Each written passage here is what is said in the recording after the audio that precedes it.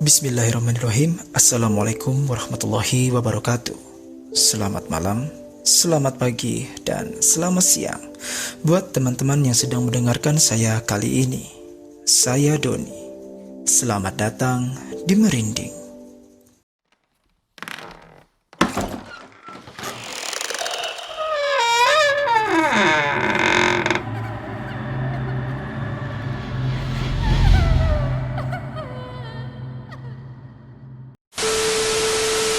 Kisah Merinding episode 3 kali ini dikirim langsung oleh teman Merinding yang bernama Nela. Pengalaman yang Nela alami ini tidak akan pernah bisa dia lupakan, karena pengalaman ini cukup membekas dan membuat Nela agak sedikit trauma dan juga penakut. Sampai akhirnya beliau pun berkenan untuk menuliskan cerita dan menjelaskan kejadian mistis yang dia alami ke Merinding Channel. Sebelum saya membacakan kisahnya dan kalian mendengarkan, alangkah baiknya kita berdoa terlebih dahulu untuk meminta perlindungan Allah Subhanahu wa Ta'ala dari gangguan makhluk yang kasat mata maupun yang tak kasat mata. Berdoa dimulai.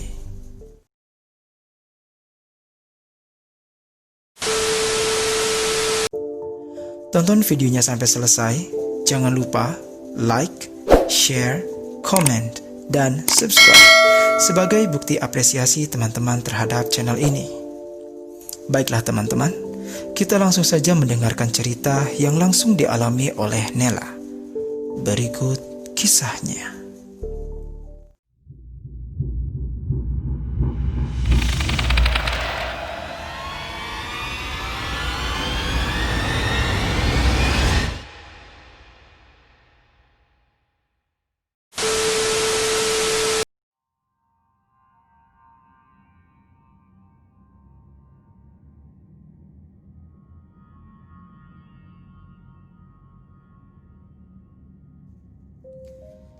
Cerita dimulai ketika Nela masih duduk di bangku kelas 6 SD.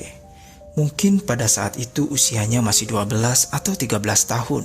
Awalnya, Nela ini adalah anak yang pemberani dan memang dia agak sedikit sompral. Karena Nela ini pada saat kecil dia merupakan anak gadis yang tomboy. Kejadian aneh ini pun terjadi di rumahnya sendiri. Rumahnya Nela ini memiliki 4 kamar. Posisi masing-masing kamar ini berhadap-hadapan. Jadi, kalau digambarkan, rumahnya itu seperti memiliki koridor panjang. Bisa kebayang ya? Oke, namun dari keempat kamar ini, kamar yang dipakai itu hanya 2. Sisa 2 kamarnya itu untuk penyimpanan barang dan juga sebagai gudang. Rumah Nela ini pun memiliki sebuah sumur yang letaknya itu ada di halaman belakang ya, bukan di kamar mandi. Jadi sumurnya itu berada di luar rumah. Dan pada saat itu memang sumur itu belum dipasangi sanyo ataupun memang tidak ada ledeng. Kalaupun dia mau mandi ataupun keluarganya mau mengambil air, mereka harus keluar rumah untuk menimba air dari sumur itu. Pada saat itu, di desanya masih ramai anak-anak yang sering berkumpul dan bermain. Sore itu Nela bermain ke salah satu rumah temannya. Ketika Nela datang, mereka itu sedang berkumpul-kumpul dan mereka sedang menceritakan kisah-kisah hantu atau kisah-kisah mistis yang memang sedang happening di sekitaran desanya. Biasalah ya, drama anak-anak SD kalau lagi cerita itu seperti apa. Nah, pada saat itu, teman-temannya Nela ini sedang bercerita tentang rumahnya, rumah yang dihuni Nela, yang dia sendiri pun tidak tahu asal-usul rumahnya itu seperti apa. Karena memang pada saat itu Nela dan keluarganya belum lama menempati rumah tersebut. Mungkin kurang lebih baru 1 tahun mereka tinggal di sana. Jadi teman-temannya ini menceritakan hal-hal menyeramkan yang ada di rumah Nela. Ceritanya itu tentang seorang nenek-nenek berjubah hitam yang selalu menampakkan diri dari dalam sumur di halaman belakang rumahnya. Hampir semua warga di sekitaran rumah Nela tahu tentang kisah mistis ini. Sosok nenek jubah hitam ini pun sangat terkenal di kalangan mereka. Nela pun saat itu tentu tidak percaya, karena memang dia tidak pernah percaya sama hal-hal seperti itu. Dan juga Nela pada saat itu belum mengalami hal-hal mistis langsung, baik Nela maupun keluarganya. Karena dia kesal, dia pun bilang sama teman-temannya, "Mana ada hal seperti itu? Saya tidak pernah lihat dan saya tidak percaya." Dengan sedikit kesal, akhirnya Nela pun pulang ke rumah. Sesampainya di rumah, Karena penasaran dengan perkataan teman-temannya, dia pun langsung ke belakang rumah dan menghampiri sumur tersebut. Dia mencoba melihat ke dalam sumur. Tapi pas dia ke sana, dia tidak melihat apapun. Dia hanya melihat sebuah sumur yang biasa dia dan orang tuanya pakai untuk mandi atau membersihkan apapun. Pagi harinya, sebelum Nela pergi ke sekolah, seperti biasa, dia mandi dan bersiap-siap. Dia pun menimba air untuk mandi. Pas saat itu, dia itu masih saja kepikiran cerita yang teman-temannya ceritakan kemarin sore. Kemudian, dia pun dengan penuh penasaran mengecek lagi dan melihat ke dalam sumur. Namun kali ini, dia sambil berkata, yang dibilang perkataan ini memang sompral sih. Nela pun bilang seperti ini. Mana kamu? Mana nenek-nenek yang mereka bilang? Katanya ada. Kalau ada, tunjukin dong. Begitu kata Nela sambil teriak ke dalam sumur. Tapi, tetap saja setelahnya tidak terjadi apa-apa. Nela tidak melihat apapun, ataupun sedikit tanda pun tidak ada di sana. Ya sudah, akhirnya dia pun pergi masuk dan bersiap-siap untuk pergi ke sekolah. Hari itu seperti hari-hari sebelumnya. Nela melakukan aktivitas seperti biasa. Pagi dia pergi ke sekolah, lalu pulangnya dia les privat. Dan pulang les privat itu sekitar jam 4 sore.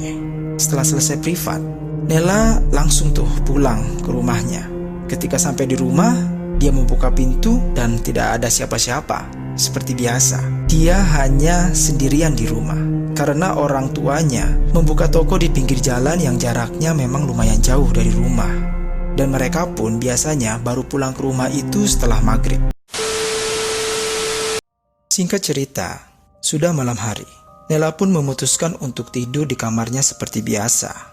Sebelum tidur akhirnya Nela pun menutup dan mengunci pintu. Dia langsung naik ke kasur dan dia mengatur posisi PW-nya dengan memiringkan tubuh dan muka menghadap tembok sambil memeluk guling. Belum juga pulas rasanya, tiba-tiba dia merasa seperti ada sesuatu yang menyentuh dahinya. Karena kaget, Nela pun langsung bangun dan menyalakan lampu. Tapi pas dilihat, tidak ada seorang pun di sekeliling kamarnya. Pada saat itu dia masih merasa tidak takut, masih biasalah. Dan akhirnya dia pun kembali tuh tidur, ya, dengan posisi yang sama seperti sebelumnya. Tidak lama kemudian, dia merasa ada yang memegang dahinya lagi. Sontak kali ini dia kaget dan bangun lagi untuk kedua kalinya. Nah, yang kedua kalinya ini sangat terasa. Jadi Nela merasa itu seperti ada sebuah jari-jari yang memegang dahinya.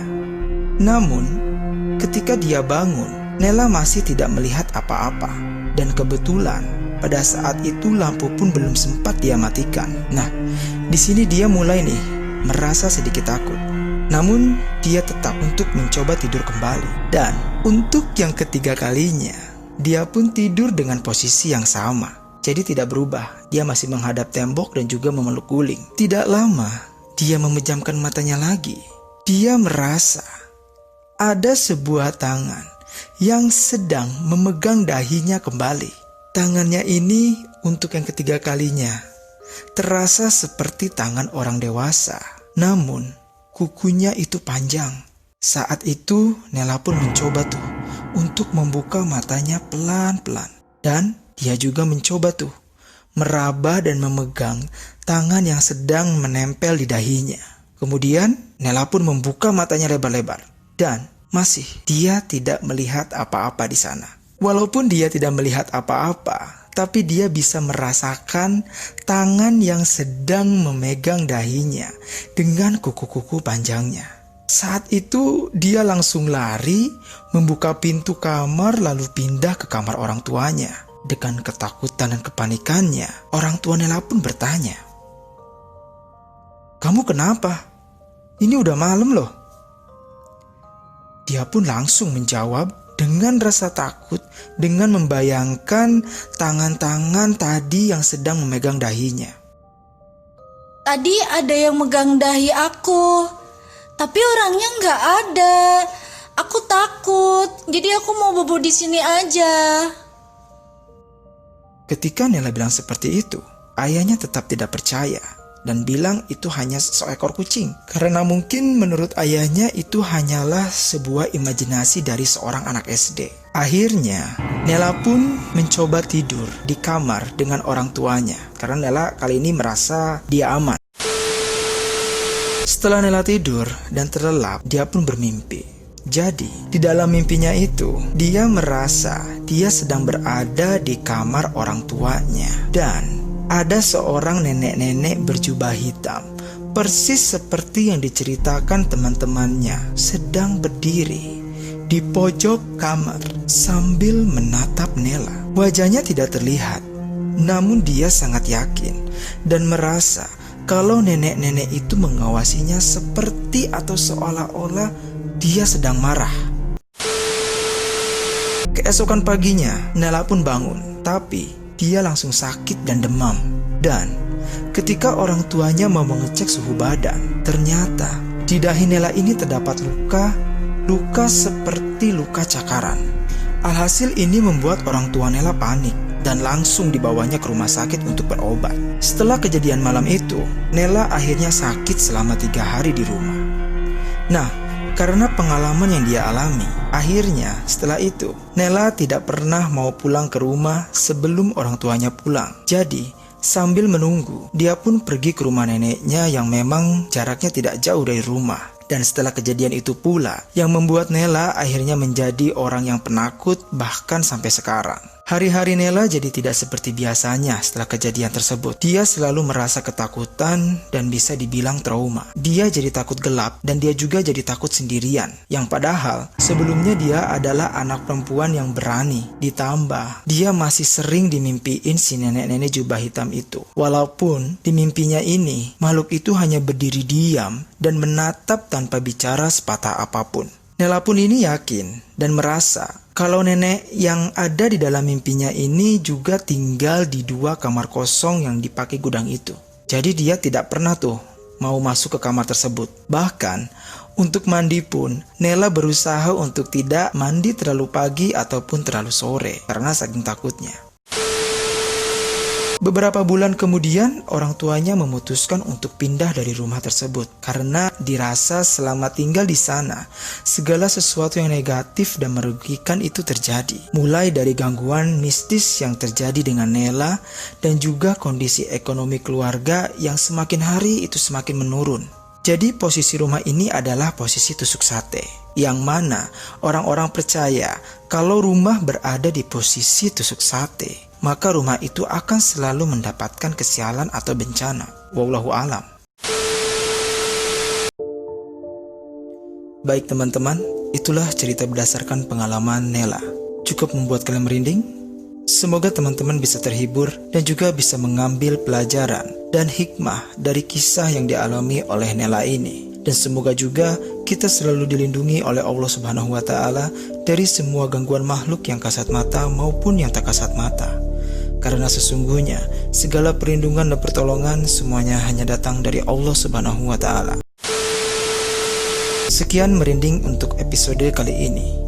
Jangan lupa like, comment, share, dan subscribe apabila teman-teman suka dengan cerita merinding episode kali ini. Saran dan kritik saya buka seluas-luasnya demi perkembangan dan kemajuan channel. Apabila teman-teman mempunyai kisah horor atau misteri dan ingin berbagi dan diceritakan kembali, silakan teman-teman bisa menghubungi saya melalui Instagram atau email yang sudah saya tulis di kolom deskripsi. Saya Doni, pamit. Assalamualaikum warahmatullahi wabarakatuh. Akhir kata, salam merinding.